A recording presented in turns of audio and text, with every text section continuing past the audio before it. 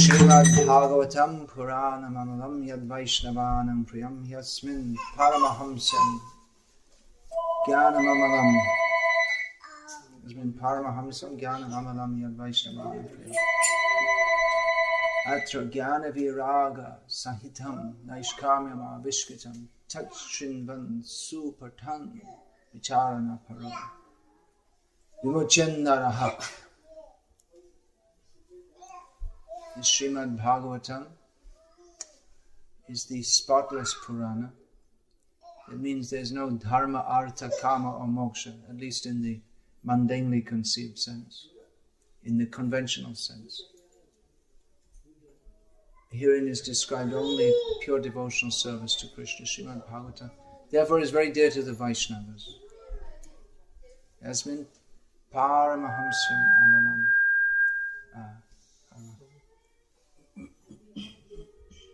Yada Vishkritam. Here is the knowledge which is given by and relished by Paramahamsas, topmost spiritually advanced persons. Atra Jnana Viraga Sahitam Naishkamyam Avishkritam. Here is described how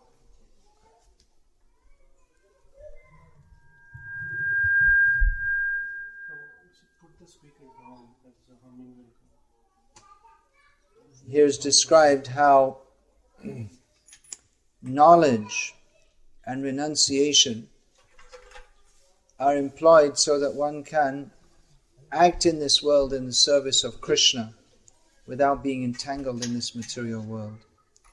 Therefore, one should regularly hear Srimad Bhagavatam, study it very carefully, apply one's intelligence to understanding the subject matter, and anyone who does so will certainly go back home, back to Godhead. This is the gift of Srimad Bhagavatam. So please take Bhagavatam. You can worship Bhagavatam. Devotees, they're often asking about having deities in their home. You can worship Srimad Bhagavatam. Srimad Bhagavatam is Krishna. Uttama shloka charitam chakara bhagavan rishihi nishrayasai.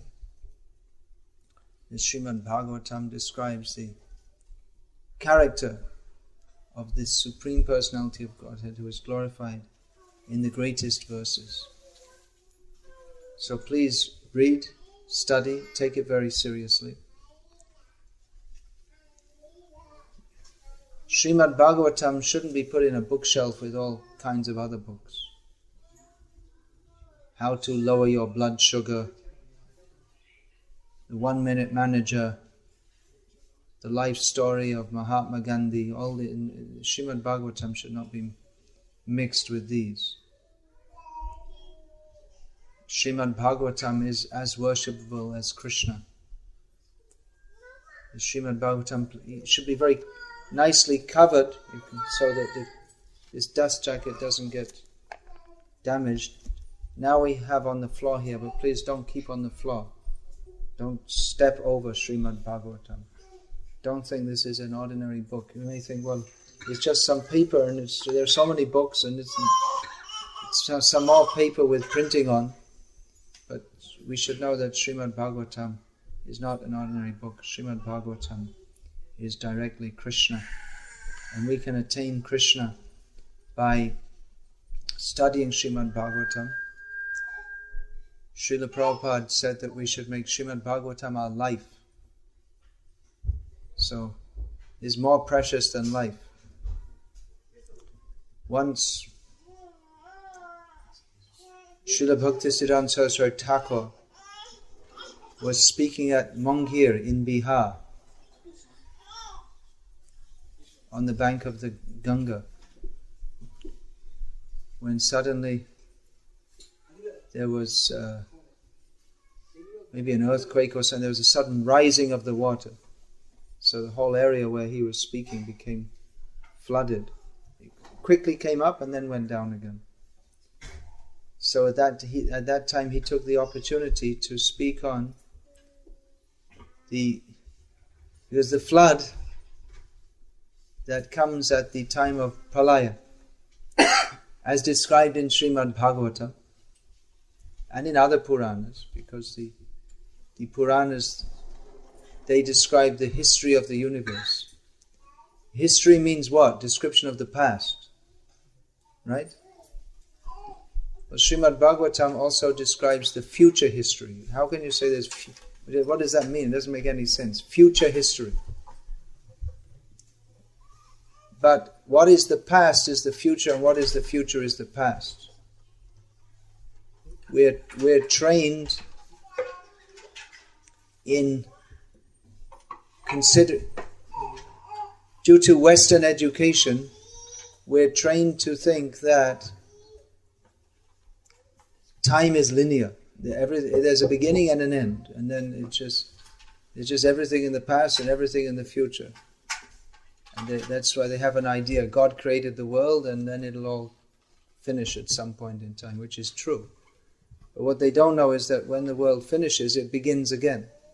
Time goes in cycles. It's not... In the biblical conception, the world was created at some point, and at some point it will be destroyed. It'll be finished. And then in the meantime, all of those who don't believe in Jesus, they all get thrown into hell and burn forever. And the rest get bathed in the blood of Jesus. It's a quite, strange theology. And then you get saved. So they have the idea that God, it seems like out of some whim, He created this world, or maybe Satan, who's His rival, made it some necessity for it. It's very strange. How can there be a rival to God? So He made this world, and then it comes for some time, then there's a day of judgment, and it's all finished. But however long the existence of the material world is, according to this conception, is just a blip, a nanosecond in eternity. So the Vedic chronology, or the actual history of the universe, as given in the Puranas, teaches us of cycles of time. That there is creation. And there is destruction of the universe. It's created and destroyed. But then after destruction, there's again creation. Bhutva bhutva praliyate. Again and again there's destruction, and again there's creation. So anyway, at the time of there are various kinds of pralayam. There are destruction. There's one kind of pralayam which is going on at every moment. At every moment, the cells in our body are being destroyed. We're all rushing toward death. The body is being destroyed. Someone's birthday today, it's always someone's birthday, either today or yesterday. Someone is 3 years old, it means 3 years dead. 3 years already taken off their lifespan.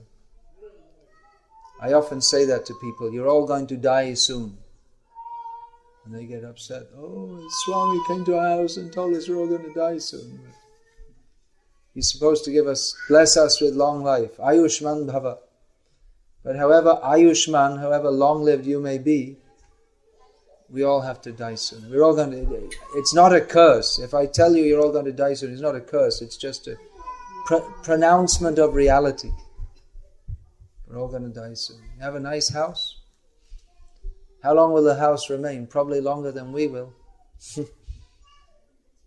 So don't be attached to anything in this world. Destruction is going on always. The very nature of this world is that everything is being destroyed. You can do yoga and take vitamin E pills and take life insurance, whatever you do, the body is going to collapse. So destruction is going on at every moment. Then at the end of each yuga, there's some minor pralayam. At the age of each Mahayuga, or the 1,000 ages, Sahasra Yuga Paryantam Ahayad, Sahasra Kavayo Viduhu, the 1,000 ages taken together, that means the cycle of Satya Yoga, Treta Yoga, Dwapara Yoga, Kali Yoga. 1,000 of these ages taken together make one day of Brahma. So there's a destruction at the end of that, and the universe fills up with water up to the Swarga Loka. And then again the next day, Brahma, he's the creator, he creates every day the universe. And then at the end of Brahma's life, there's everything is completely flooded.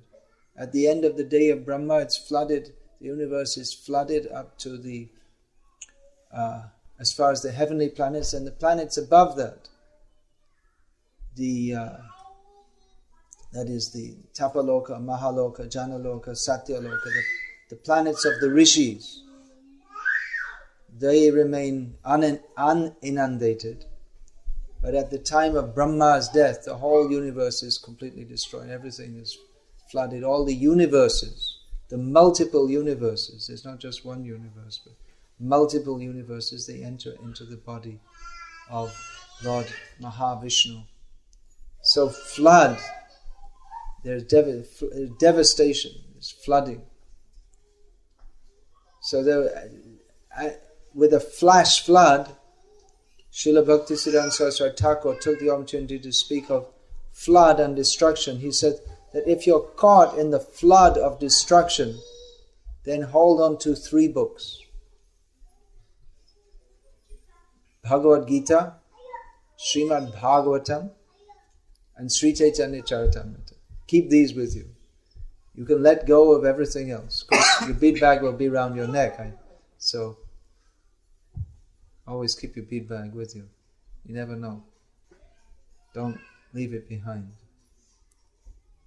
So these 3 books, if you can't hold them all, then you can just keep Srimad Bhagavatam and Chaitanya Charitamrita. These books are the most valuable. And then even then, if you can't take Bhagavad Gita, you can just take Chaitanya Charitamrita, because actually Srimad Bhagavatam is to be understood through Chaitanya Charitamrita, through the nectar of the activities and life. Life, what does it mean? What shall we do? We have to use this useless English language, which it's not at all made for advanced spiritual understanding. We say the charitra of Chaitanya Mahaprabhu. So his charitra, we could translate that as life, but it's not. We say the life of Thomas Jefferson or something, but it means they give the date. Who's a history buff here? What's the dates of Thomas Jefferson? Anyone? No. All right. Well, I also don't know, and it's not going to affect anything in our lives whether we know or not. So just like they sometimes write Chaitanya Mahaprabhu, 1486 to whatever that would be, 48 years more. But he's eternal. Gauranga Nritta Nitta. His dancing is going on eternally. He's not born, he doesn't die. Avirbhav Tirobhav. Yeah, let's not get too much concerned about the insect. There's always some distraction.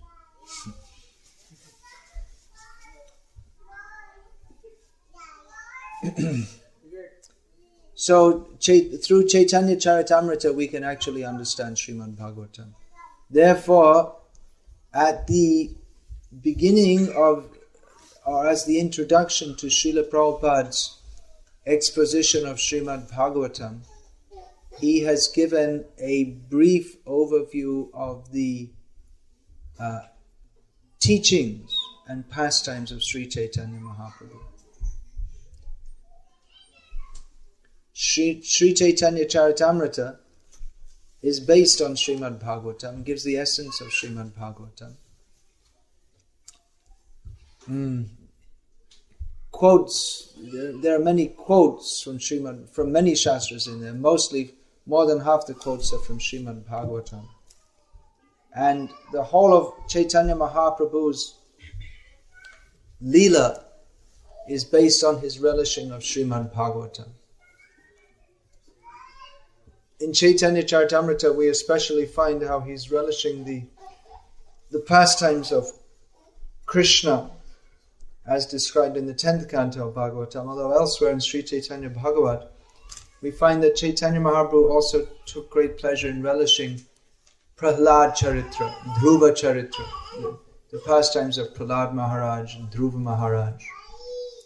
So the whole of Srimad Bhagavatam is fully, Chaitanya Charitamrita and Srimad Bhagavatam are completely interlinked. Only the Gaudiya Vaishnavas can understand this. Other Vaishnavas, they may study Madhva Sampradaya, they study Bhagavatam and also put a lot of emphasis on Mahabharata. And in the Ramanuja Sampradaya, depending on which part of the Sampradaya you're in, but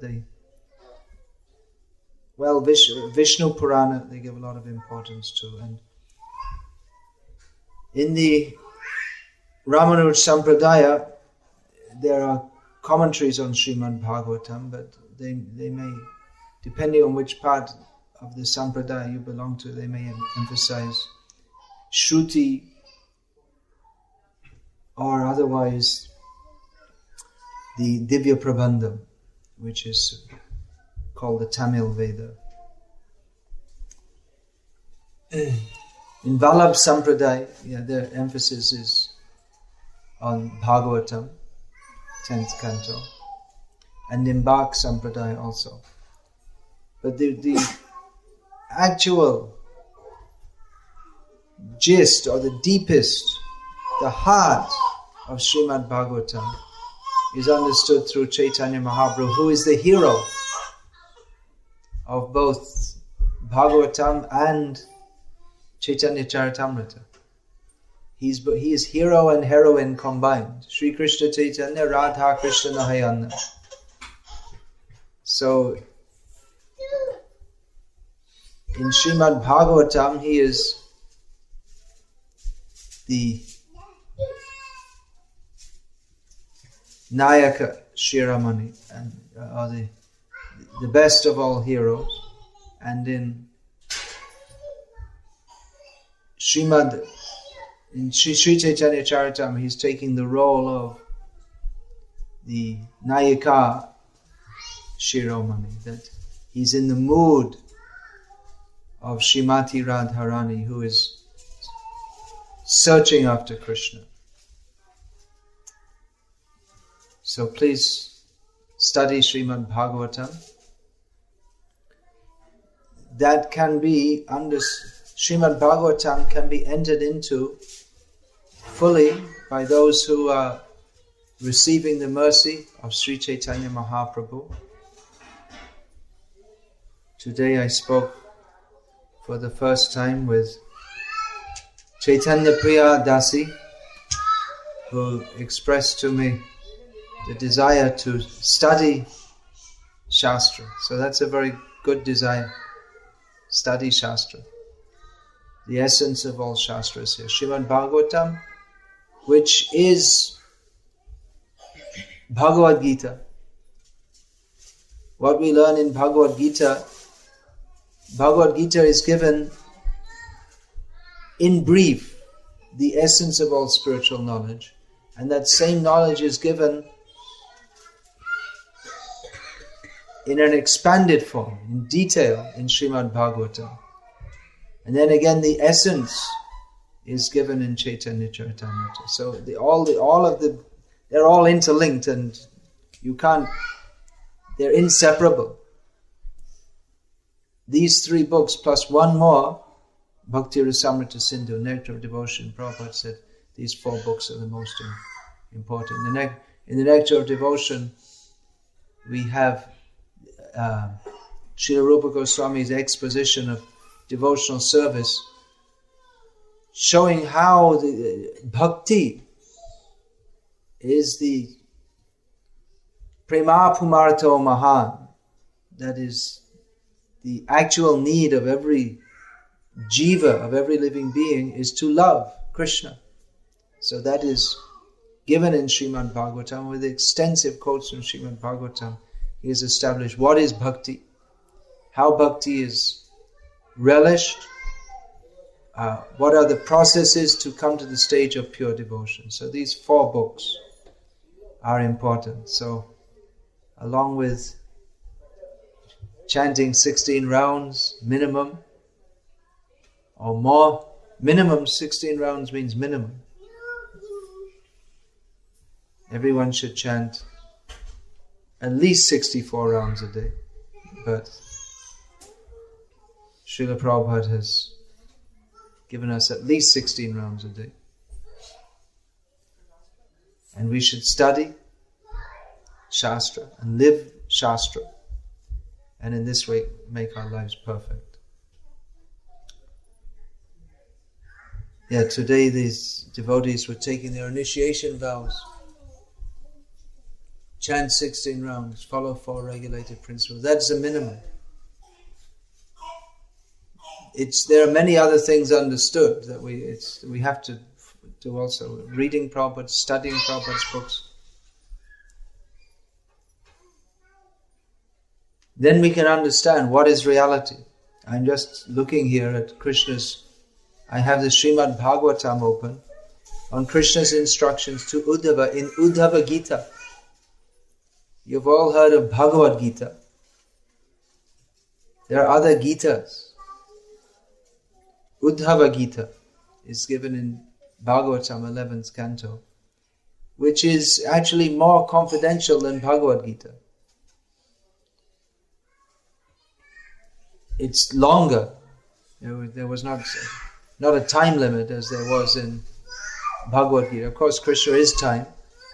Kalosmi, as he says in Bhagavad Gita. I am time, so he could stretch the time out. But Bhagavad Gita was short and to the point, although it covers the whole range of advanced philosophy and its practical application, but it's short and to the point. And the Uddhava Gita is also not very long, but longer, and of course it's to the point. This chapter is the perfection of spiritual knowledge, and Lord Krishna, in a series of statements, gives definitions of various important terms. Satyam, reality. Satyam cha samadarshanam. Anyat cha sunritavani. Reality is perceivable by equilibrium in vision. Samadarshana. This is described in Bhagavad Gita. That how one is not attracted to he's not attracted or repelled by anything on the mundane platform. Vidya vinaya sampanne brahmane gavihastini shuni chaiva svapakecha pandita, same thing is said, samadarshana. One sees equally a brahmana, qualified brahmana. Brahmana qualified means he is learned in Shastra and humble, not puffed up. I'm so learned. But vidyadadati vinayam. Knowledge gives humility. One who is actually learned must be humble. Someone who's, I'm a PhD, I'm double, quadruple MSc, likes to show that off. He's not actually learned. It means he's amassed a lot of junk in his brain cells, but not actually learned. One who's learned one who's actually learned can begin to appreciate how little he knows.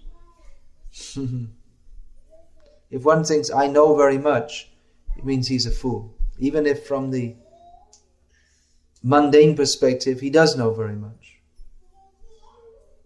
But one who has some vision of what is the scope of knowledge can realize that there's no way that he can... You can't know very much about anything. Even if you take an expert an expert in the mating habits of nocturnal moths in the Amazon jungle. So you could study that all your life and become an expert, but then you may know more than others, but there's so much to know. It's unlimited. However detailed the vista of or however detailed we take the subject, there's so much to know about everything. So a humble vidya vinaya sampanne, one who's actually learned, they must be humble. So that's a good husband and wife team, Vinay and Vidya.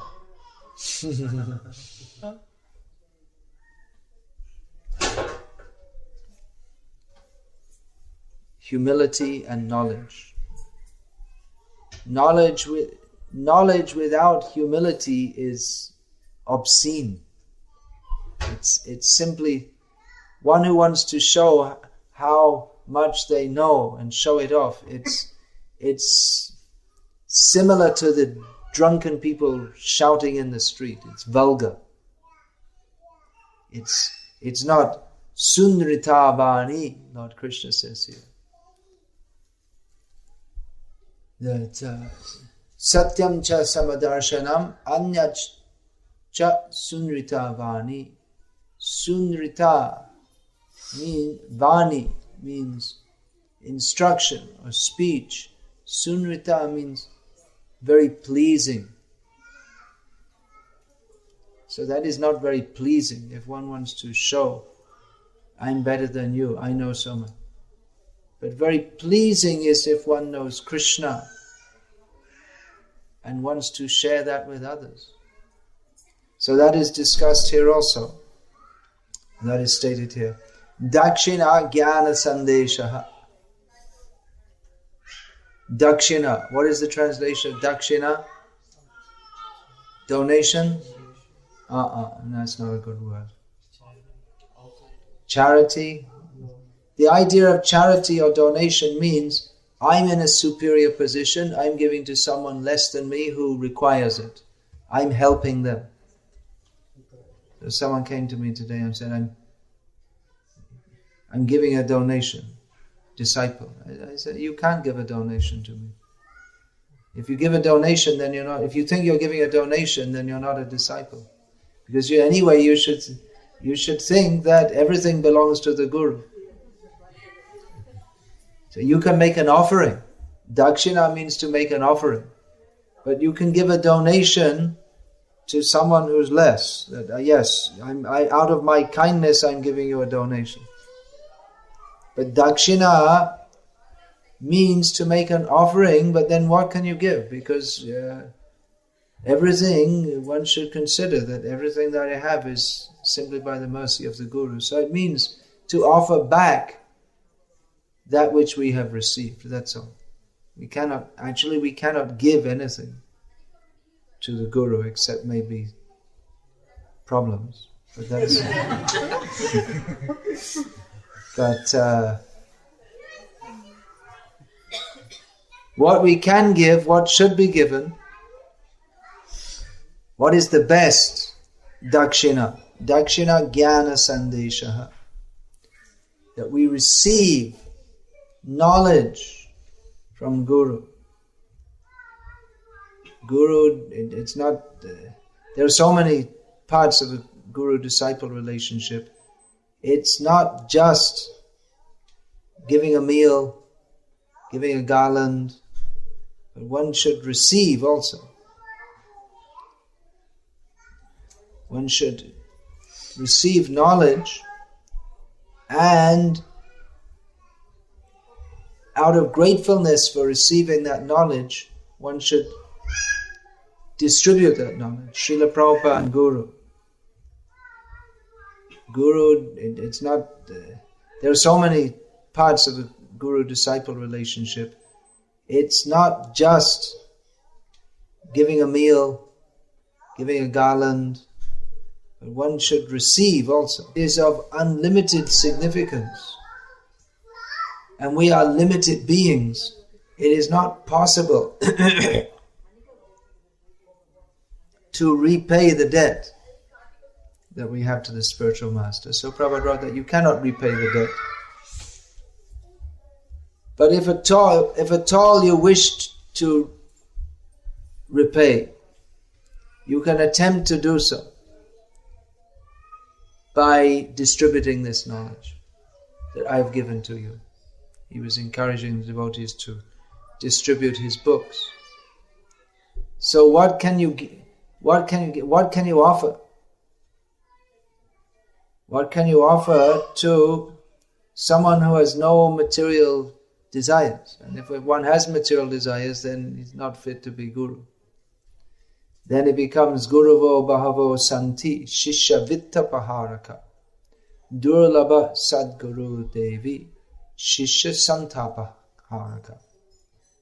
Lord Shiva, in one of his many important instructions to Devi, his wife, said there are many gurus who are very expert in taking away the wealth of their disciples.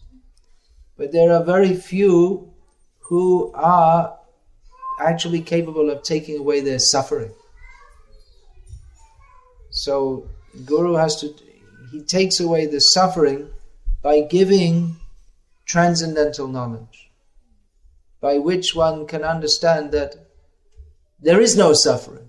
I'm only suffering because I identify myself as different from Krishna.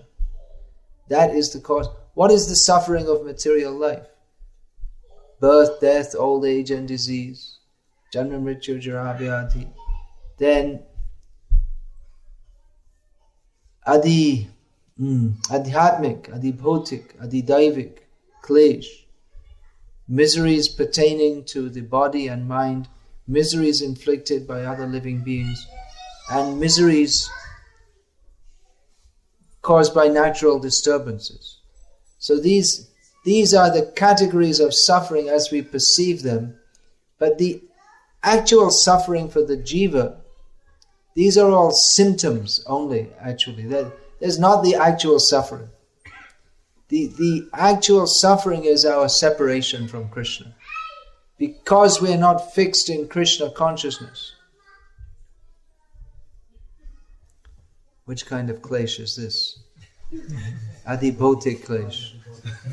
Don't worry about it too much. Yeah, it's alright. There's so many spiders. It's not going to do any harm.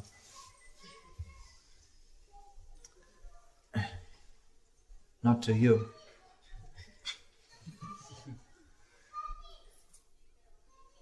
The real suffering is that we have forgotten our relationship with Krishna. That is the cause of all distress. And everything else is symptomatic. So if we can understand that, then there is no distress. You say, well, also, Guru also gets sick.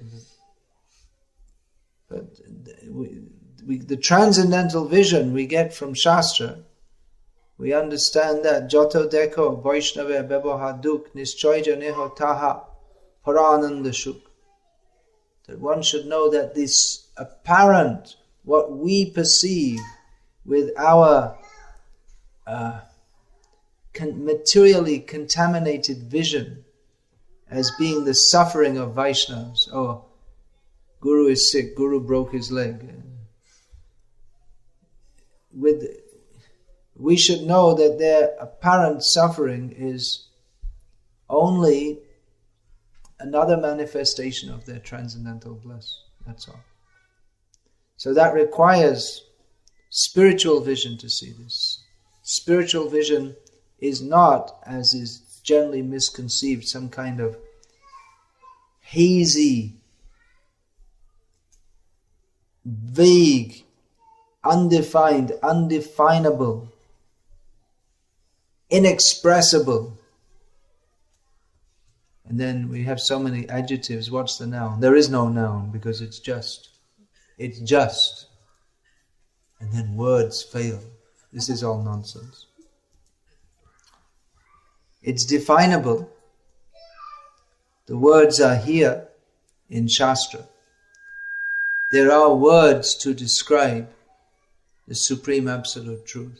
There's so many. He's called Uttama Shloka. He is defined in the best words. But defined doesn't mean every word that we use, we have to re-understand them.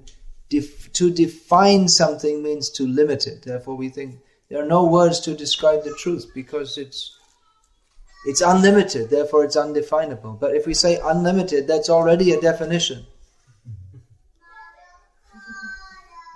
And if we say that it's inexpressible, well, that's also another kind of definition. So there are words to describe the absolute truth. But those words, they have to be understood by transcendental vocabulary. They can be appreciated by persons who are on the transcendental platform, which is received as a gift through the parampara. No one can understand Shastra by the mundane academic method. These are books of secret knowledge. Just reading them in and of itself does not reveal the knowledge. That knowledge is revealed within the heart. Yasya deve para bhaktir yata deve tata guru tasyaite katita hyartha prakashante mahatmana. The understanding of Shastra is revealed in the heart of one who does what? Who studies a lot? Maybe, but that's not stated here. Study in and of itself does not reveal the import of Shastra. But one who has full faith in Guru and in Krishna, to him, to such a great person, all the imports of Shastra are revealed. So what does that mean? We have faith in Guru. Understanding of Shastra is revealed in the heart of one who does what? Who studies a lot? Maybe, but that's not stated here. Study in and of itself does not reveal the import of Shastra. But one who has full faith in Guru and in Krishna, to him, to such a great person, all the imports of Shastra are revealed. So what does that mean? We have faith in Guru. That also means we have to hear from Guru. So it doesn't mean we don't study Shastra, because Guru will only speak Shastra. It's not just I have faith in Guru, I stick a picture on the wall, I offer incense, and we become some kind of religious fanatic. My Guru. My Guru. But Guru is one. Guru is one means actually Krishna is Guru. Krishnam Vande Jagat Guru. This is spoken by who? It's a well-known verse. Who said that? Shankaracharya. But he's teaching something different to what the Vaishnava Gurus teach. So how can... He says Krishna is the Guru of all. He's teaching something different. His philosophy is different. So if all Gurus are the same, in as much as they represent Krishna, then how is it that Shankaracharya is defining Krishna, who has a different philosophy to that of the Vaishnava Acharyas? We should quote him to say that Krishna is the Guru. Then we have to hear from Guru to understand all these subtle points. We have to understand what Shankaracharya says, what we should accept, and what we should not accept. When he says Bhaja Govindam, Bhaja Govindam, Bhaja Govindam, Murha Mate, Samprapte Sanihite Kali, Nahi Nahi Rakshati, Dukrin Karane. When he says this, that we should worship Govinda, what's the use of simply becoming an expert grammarian that won't protect you at the time of death? When he says that, we should accept that. That is because that is the essence of Shastra. That is reality. But when he says, Brahma Satyam Jagan Mithya, should we accept that? He says that Brahma is real and the universe is false. Should we accept that? Well, we can accept the first part. Brahma Satyam. But Jagan Mithya, well, in one sense that can be accepted, but not absolutely. It's our perception of it as a place for our enjoyment that is false. That is a false conception. But the universe itself is not false. It can be considered false in as much as it's temporary, but it is not, according to the Mayavadi definition, totally false. And they have, well, of course, Mayavadis, they say that the world is false. So they have different theories of how it's false, which is kind of strange. Pratibimbavad, that this world, it appears, it's like a reflection. It's not actually real, but it looks real, but it's like a reflection which is not actually real. But then the question is, a reflection of what? Because they say that the supreme reality is without any variety, without any diversity. Anyway, there are a lot of problems in that philosophy. But Shankaracharya said some things which we should accept. When he says Bhaja Govinda, worship Govinda, Krishnam Vande Jagat Guru, yes, we should accept that. We can accept. So one requires a guru to guide one through what Sripad Shankaracharya says, Shabda Jala Maharanyam, the great forest of words. Is everyone's speaking something. In the modern age, especially the what's it called? The information age? What's it called? Information age. There's, 2 billion websites? Someone was telling me. Every idiot and his uncle has a website. So, everyone feels, yes, I should have a website. Websites about everything. Well, not everything. It's a lot of things. And especially when it comes to spiritual matters, everyone considers themselves an expert. Especially the drunken people. Everyone thinks, yes, I know.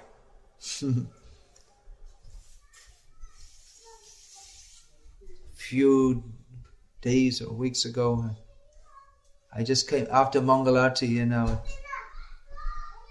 temple in London, Krishna's temple in London, Radha Landanishwara's temple. I thought I'd go outside and chant, and people or something resembling people were coming out of the nightclub next door, and one of them, in a state of intoxication, seeing me chanting, said, "You don't have to pray anymore. It's all finished. It's all answered." Then he went off, and seeing me not responding to him or even looking at him, he just went off. But he felt that obliged to give me some spiritual instruction. So everyone's talking. So Shabda Jala Maharanyam Kevala Chitta Brahmanam.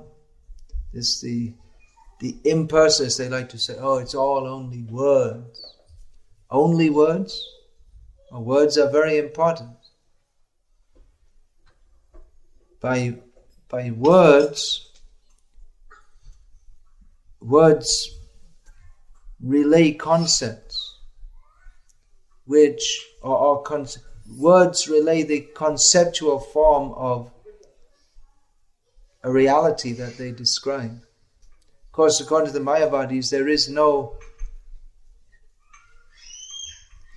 diversity in reality, so for them then words become meaningless. But then why do they need so many words to describe that everything's meaningless? They should just shut up. If words are meaningless, then just shut up. Don't say anything. But they have so many things to say about how everything is meaningless. So if everything is meaningless, just shut up. What you're saying is meaningless. They seem to think, what I am saying is very meaningful, but everything else is meaningless. No, we don't say, yes, Shastra is meaningful. And what is not Shastra, that is not meaningful. It may have some meaning at some level. Just like you're all working, doing some job, so you may, depending on what you're doing, you may know the ins and outs of various softwares. So knowing that has some meaning at some level. It's not wholly false. But at the absolute level, it has no meaning. Ultimately, it's of no value. However learned one becomes, however prestigious one becomes, death is the great leveler. At the time of death, what's really going to matter is how much we've developed our love for Krishna. So the words of Srimad Bhagavatam, they direct us to understand and love Krishna. Understanding Krishna means to love Him. Aham sarvasya prabhavo matas sarvam pravartate iti matva bhajante mang buddha bhava samannitaha. Krishna says, I am the source of all material and spiritual worlds. Everything emanates from me. The wise who know this perfectly, by knowing that Krishna is the source of everything, then it's not just a matter of knowing and saluting and saying, God save the king, or Heil Hitler, or whatever. It's not just a matter. But Krishna is the source of everything, the supreme controller. But the response to knowing that is not simply one of accepting our subordinate position, although that's a very good start and a very difficult one for most people. They find it very difficult to accept that I am subordinate. That's why they become impersonalists. They don't want to accept that Krishna is supreme or anyone is above me. So accepting Him as supreme is a beginning, but it's not just that He's the big boss sitting on top of everyone, but rather He is the object of love. And love is a natural response. Love, it's not something that can be legislated. What are the rules and regulations of Bhakti Yoga? Well, the rules and regulations are there. Number one is Ado Gurvashraya. One should accept shelter. Guru Padashraya Tasmat. One should accept the shelter of the lotus feet of the Guru. Krishna Diksha Adi Shikshanam. One should accept initiation and instruction from Guru. And so many rules are given there. Fasting on Ekadashis, seeing the Arati in the temple, performing Sankirtan. So many rules are given there. But actually the whole purpose of it is to love Krishna. There's no rule you should love Krishna. That's not given. Why not? That's the most important thing of all. Because you can't legislate it. You can tell someone you should perform Sankirtan. You should eat only food offered to Krishna. But you cannot. This is something which we can enact in our lives, but there's no rule that you have to love Krishna. It's not a rule. It's the purpose of all rules, but it's not something that can be mechanically followed. That comes from following, that should be the purpose of following all the rules and regulations. That all the rules and regulations are meant for this. Smartavya satatang Vishnu, vismartavya najatu chit, sarvavidhi nishedasya, etaya eva kinkaraha. All the rules and regulations, the do's and do nots, are meant simply to bring us to the point of always thinking of Krishna and never forgetting him. And how to think of him? Anukulyena Krishna Anushilana Bhakti Ruttama. Favorably, not thinking of him like Kamsa or Hiranyakashipu. The rules and regulations of bhakti do lead us to love Krishna. That awakens that. Awakens the loving feelings. Especially hearing Srimad Bhagavatam. The result of that, the result of hearing Srimad Bhagavatam is Krishna Shriyamananam Krishna Paramapurushe Bhakti Utpadyate Pungsam Shokamoha Bhayavaha Yasyam Vai Shriyamananam. By hearing Srimad Bhagavatam, then bhakti, loving feelings for Krishna, the Supreme Personality of Godhead, naturally arise within the heart and destroy all lamentation, fear and illusion. So we should hear Srimad Bhagavatam, but what shall we gain from doing so? And who should we hear from? There's a system for hearing. There are certain parameters that we have to be within to make our hearing successful. So we should hear from the proper source, as Sri Damodar Goswami told, Jao Bhagavata Paro Vaishnavera. We should hear Bhagavatam from Vaishnava.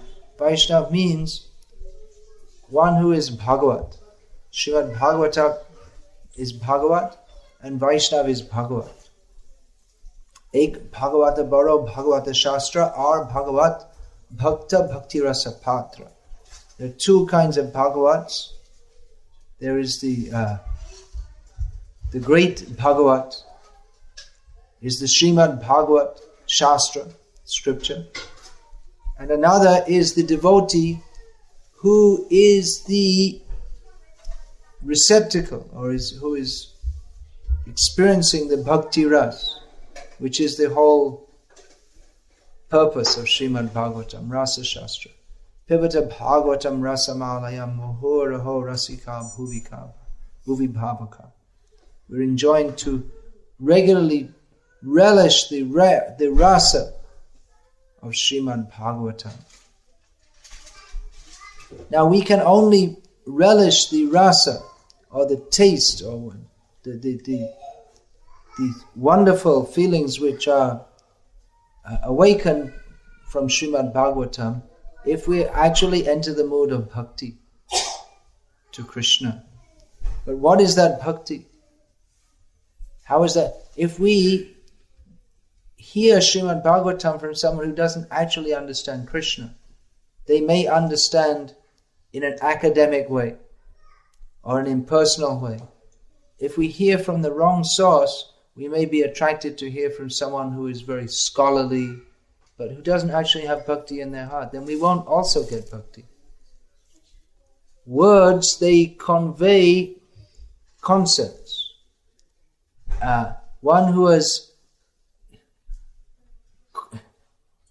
is hearing, it's a concept. For one who's in contact with reality, it's reality. When a pure devotee says Krishna, Krishna is dancing on his tongue. For those who are not pure devotees, depending on how they are understanding Krishna, they may perceive, yes, this is the object of my bhajan, of my sadhana, to develop pure love for Krishna. Or they may think Krishna, depending on the concept that they associate with the word Krishna, they may think that Krishna is a Hindu god. They may think that Krishna is one of three major Hindu gods. Or they may think that Krishna is a mythical figure. Krishna is a tribal god who became identified with the Vedic god Vishnu. So many misconceptions may be there. So one has to hear from those who are Bhakta Bhakti Rasa Patra. Those who are connected to Krishna through Rasa Jnanam, those who are relishing the nectar of Srimad Bhagavatam, that Svadu Svadu Pade Pade Tachinvatam Rasa Jnanam Svadu Svadu Pade Pade. By hearing, one will develop knowledge of rasa, which one can relish the taste of at every step. So here, Krishna, I'm reading from some words from Lord Krishna's instructions in Canto 11, Chapter 19, text 36 to 39. So Krishna is giving some succinct definitions. Satyam cha samadarshanam, anyat cha sunrita vani, dakshina jnana sandeshaha. We have to relearn everything. Just like we may think dakshina means donation. It doesn't mean donation. It means an offering. And the best dakshina, Lord Krishna says here, jnana sandesha. That the knowledge that we receive, the relationship with the Guru is not one simply of you smile at him, he smiles at you. It gives knowledge. The knowledge that changes our life and gives us life. Without this knowledge, then where is the life? It's living death. So he gives that knowledge, and we can make an offering to him. What are you going to give? You can make the offering to him of Jnana Sandesha, distributing this knowledge.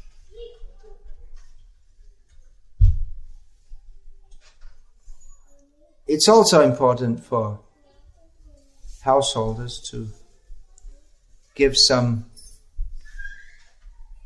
financial contribution, because those who are earning money.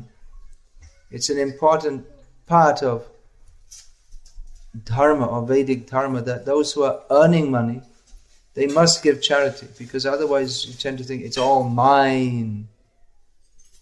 So one should give in what is called charity. But that should be given also for the function of Jnana Sandesha. That is the best charity.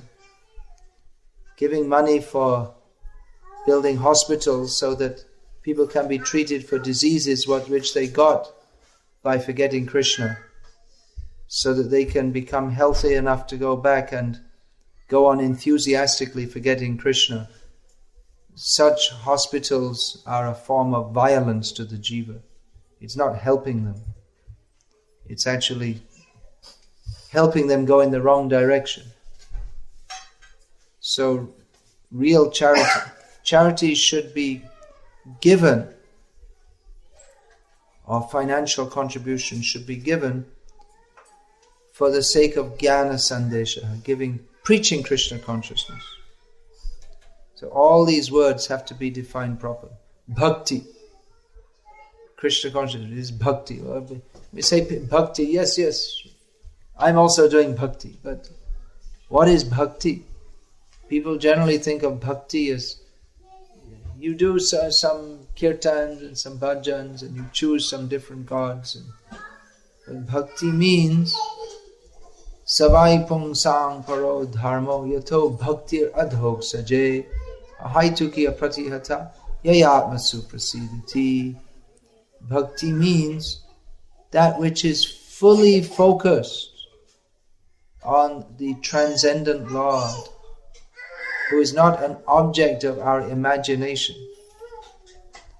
He is we say words, they cannot define anything, but there are so many names. Or don't give a name to this, you cannot give a name, but there are so many names.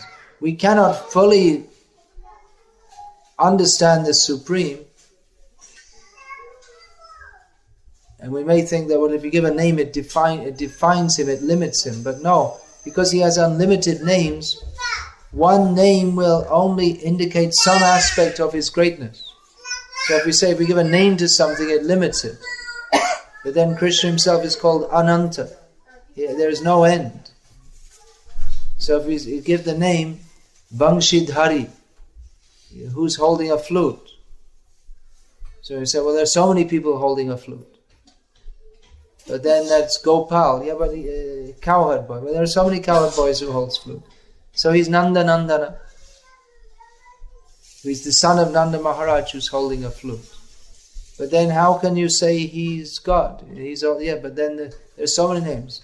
Bhagavan, Ishva, Parameshwar, Jagannath, Vishwanath. Vishwanath is a name for who? Lord Shiva, we generally think. But the real Vishwanath is Krishna. He's subordinate Vishwanath. Or under Krishna's direction, he takes the role of Vishwanath. So all these things have to be understood. So many things. So it's very good you have taken this Srimad Bhagavatam. That is Jnana Sandesha to you, giving you knowledge. You have to read this. Don't just take it, you have to read it. And live by it. And associate with devotees and hear the message of Bhagavatam so that we can understand. Just by reading, that will help us to understand. That's the beginning, but we have to hear from devotees also. Again and again.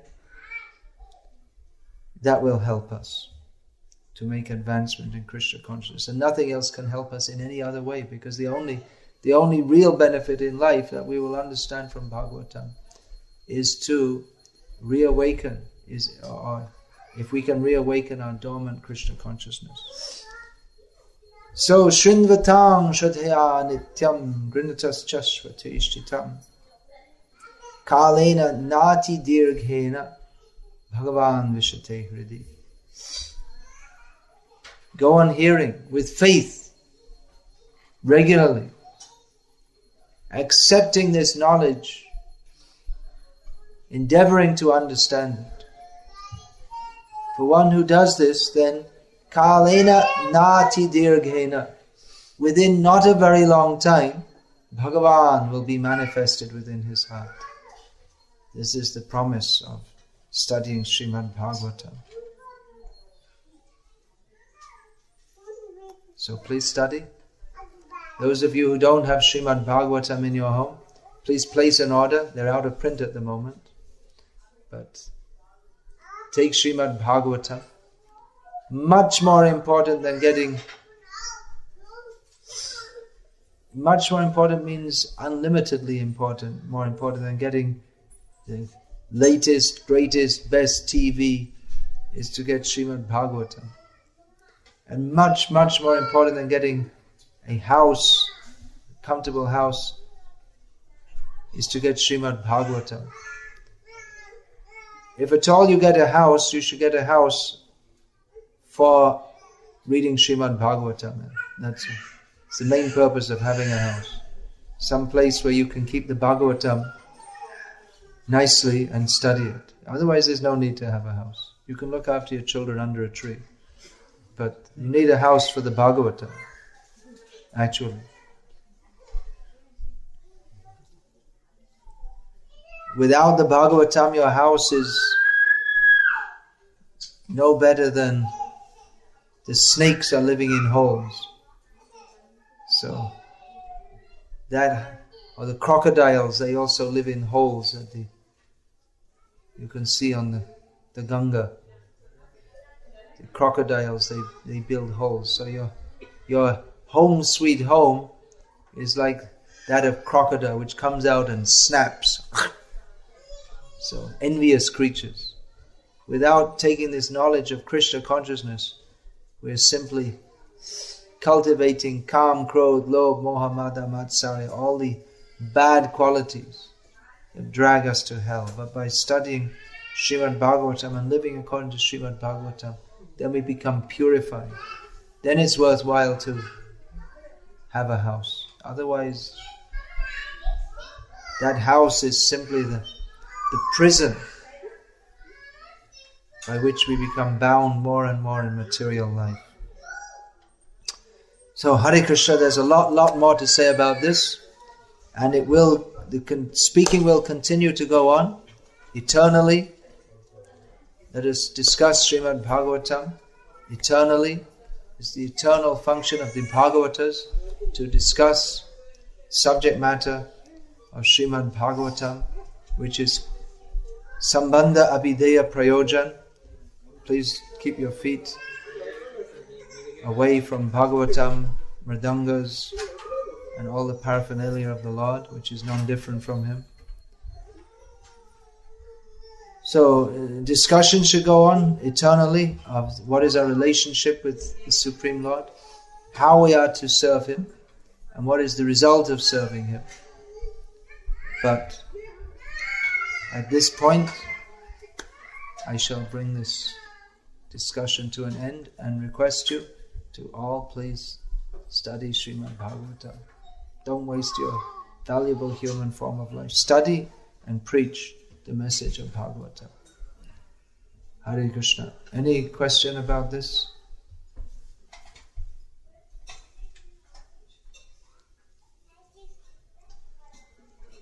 Yeah, please say. You mentioned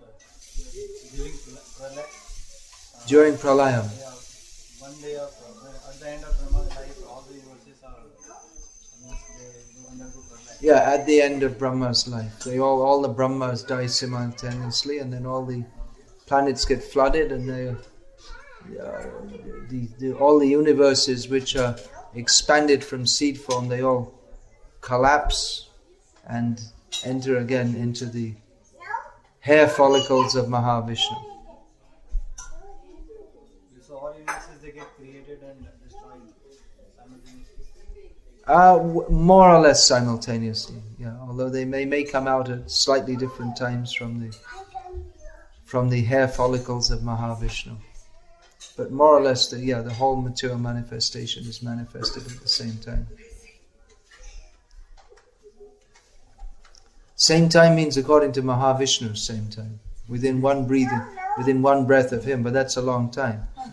From our perspective, there may be some billions of years between the manifestation of one universe and another, but it's all within a few moments of Mahavishnu's transcendental existence, which is also, that time is not material time. So the manifestation of the material universes, it's at the border between spiritual time and material time, between spiritual reality and the material manifestation.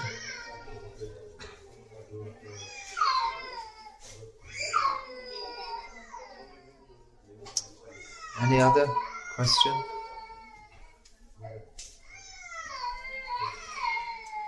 You said that real suffering is because we see ourselves as separate from Krishna? Yeah, that is the actual suffering for the jiva, is to be separated from Krishna.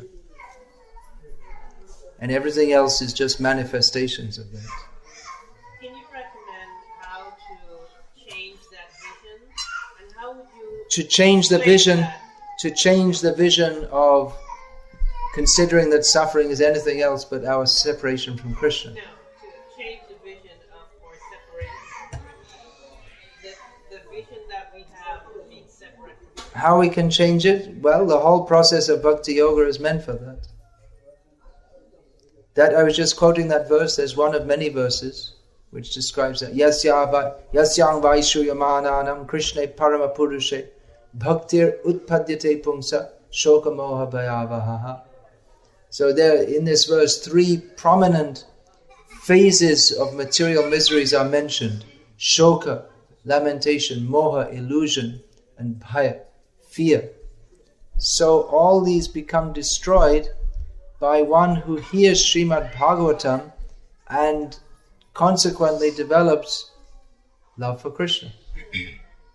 Just like the sun rises and ignorance, the darkness is destroyed simultaneously. Simultaneously, at the very meaning of the sun rising, or the inseparable consequence of the sun rising is that darkness is destroyed. So the inseparable consequence of Krishna consciousness arising in the heart of the jiva, or being revived, is that the darkness of ignorance is dispelled, and that ignorance is the cause of all suffering.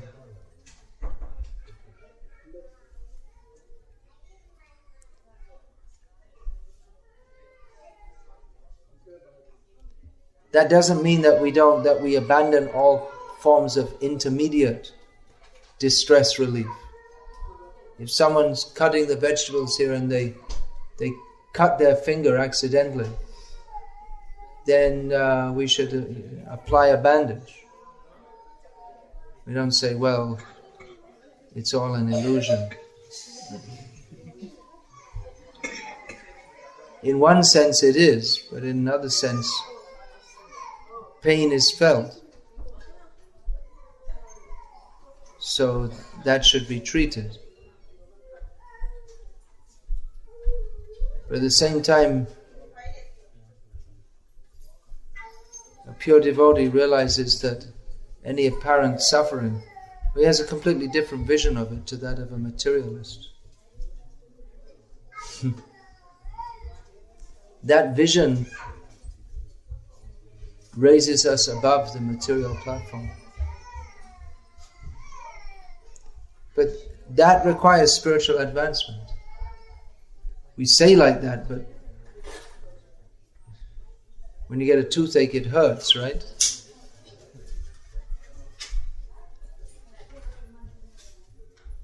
So it hurts for a pure devotee too, but on one hand he knows philosophically it's not me, which helps a lot. And on the other hand, his bliss of Krishna consciousness is stronger than the pain. You got to have strong Krishna consciousness, because the pain of a toothache is pretty strong, isn't it? Maybe a year or two ago I was getting dental treatment, devotee's dentist. So he was drilling and he decided to do it without an anesthetic. So it was pretty painful. I don't know why he did that, but somehow or other he decided I didn't need an anesthetic. So it was rather painful, to say the least. And so there I was experiencing this pain. And I thought, wow, this is really painful. But anyway, I'm not the body, so it's not me. And then, so he told me afterwards that just when I began, you looked as if you were really a lot of pain, but then you just kind of relaxed. So he said, yeah, it was painful all the way through, but the realization was it's not me, and it's going to be over in due course of time anyway. And my real relationship with Krishna, that helped to mitigate the pain. I mean, the pain didn't stop, but the perception of it can change. So it's not that. Sometimes neophyte devotees think, well, I'll become a devotee and then all my problems will be finished. What do you think? That Krishna is obliged to... I'm a devotee, so when I'm walking outside and the rain suddenly comes, Krishna has to rush down from Vaikuntha and hold an umbrella over my head. Is it? But rather the knowledge by which we perceive that the suffering that I am undergoing, for one thing, it's not suffering in the real sense of the term anyway. And another thing is that anyway, if there's any suffering there, it's because actually I deserve it. I deserve a lot more, but Krishna is giving me a little bit just to help me to realize this material world is miserable and I should surrender to Him. That's the vision of a pure devotee. Yeah, okay. So, yeah, another question? How do we know that so-and-so person is a Mayavadi? Because he talks Mayavad. What kind of scriptures do they follow? What kind of scriptures they follow? They don't follow any scriptures. Mayavad is totally against any scripture. but they purport to follow. Shruti, the Vedic literature, especially Vedanta Sutra.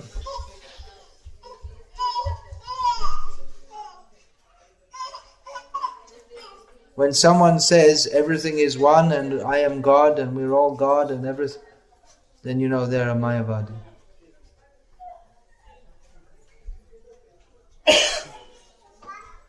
There's no ultimate reality. Everything is all one. There's no names. There's no words. This is all Mayavadi gunk.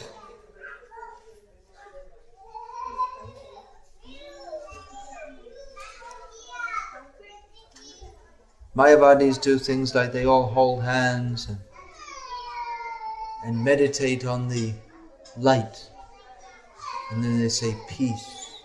They don't define anything very clearly. They just say peace, love, good vibes, but there's nothing specific. So love, yes, but love means for Krishna, not just some vaguely undefined feeling, but love means love for Krishna. Have you read teachings of Lord Chaitanya? Not all. No, but you have to read the book. There's a book by Srila Prabhupada called Teachings of Lord Chaitanya. If you read that, you'll know what a Mayavadi is. You should read it. Who's read Teachings of Lord Chaitanya?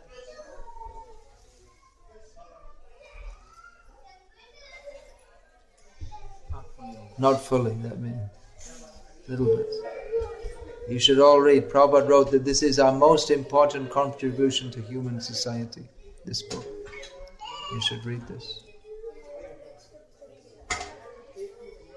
Read all of the books. Hare Krishna. Now we come to the favorite part of the program. It's time for prasadam. Keeps us all going in Krishna consciousness. Well, when will that day be mine when I have